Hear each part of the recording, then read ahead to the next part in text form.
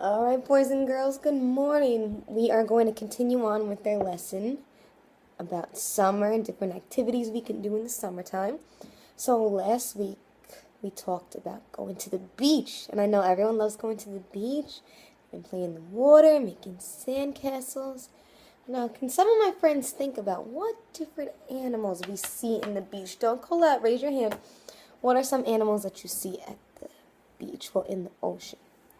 So think about that for a second, and we are going to read a story about animals that live in the ocean. So can some of my friends raise their hand quietly and tell me some animals that you see in the ocean? So now I'll call on some kids, and we talk about some animals. Maybe describe how they look like. Describe if you've ever seen them if they have ever seen those animals at the beach, or if they went to an aquarium and seen them. And then from there, I will start to read the book. And then I have it on the Kindle, the iPad, if you can see. This book is called Ocean Animals. And you can see there is, like some of my friends talked about, there's a turtle, fish, whale, a dolphin, a shark. What do you think is going to happen in the story? Let's find out. Oh, it's by Eden Crane. He's the author. Does anyone know what the job of an author is? Good. And the illustrator, I'll call him some friends. That's something that we would usually review. All right. If you can see. This is my friends. Can anyone tell me what this is? This is a fish. I'm an anglerfish. I live very deep in the ocean. I have a ball on my head that glows like a torch. So, a fish, specifically an anglerfish, is a type of fish that lives in the ocean. I'm a clownfish, like Finding Nemo. I'm a clownfish, and I live in a sea anemone, just like Nemo. What is he? Can't really see.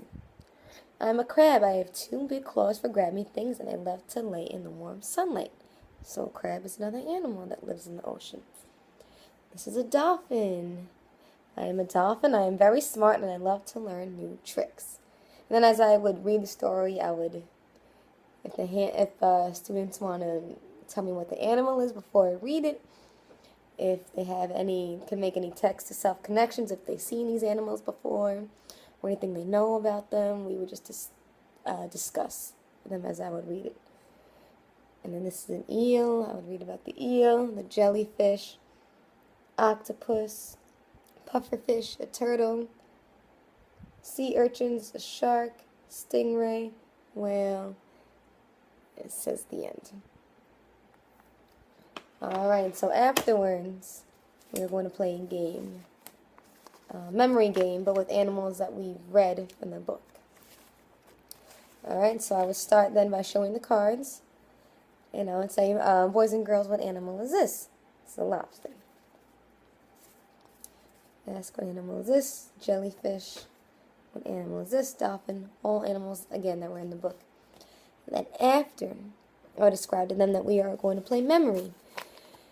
And for those students who are not familiar with that game, we are going to go on a mission to find a pair of animals and bring them together so that they will be happy living in the ocean. Just to make it a little more fun for them and intriguing. And then all these animals have a pair, put them face down. I'll call the students one by one to come on up to try to find a pair. If it's a big classroom, do small group.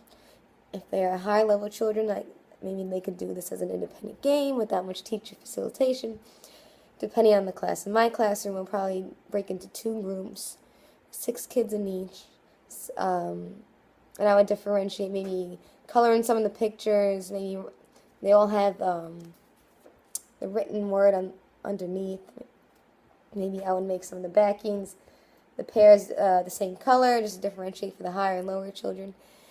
And then after we play the matching game, I'd bring all the children back together. I'd lay out all the cards face up, and I would call on different students to find me, depending on the child.